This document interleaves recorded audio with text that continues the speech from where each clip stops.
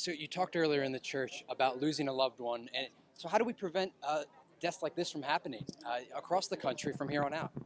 Well, I think if you're speaking of police deaths by police, one of the things that has to happen is that there needs to be more community policing.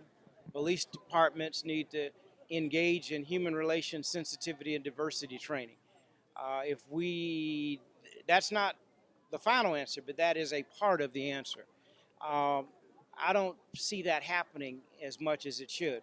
There are areas where you have community policing and you have less of these kind of problems. Um, it is unacceptable. In this case, it appears that Michael Brown was executed. That is never, never, ever acceptable, and never will be, and never should be. Uh, so I think that one of the things that has to happen is in this city of Ferguson, number one, the police department has got to be more diverse. And with 53 officers and 3 African Americans, that's sort of unacceptable. What are your thoughts on the violence that's been erupting throughout Ferguson? Violence, my father said, is the language of the unheard. When people are treated with dignity, with respect, uh, then the violence will perhaps cease. And that means creating opportunities.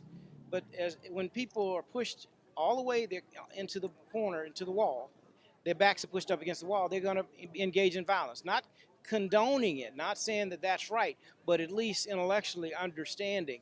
So how do we stop violence? We create opportunity. What do you think your father would say about this violence? I don't, it's hard to know, even as his son, what he would say. What I do know from his writings and his life is that he always engaged in nonviolent protest and encouraged people to engage in nonviolent protest, although he met with those who sometimes were engaged in violence.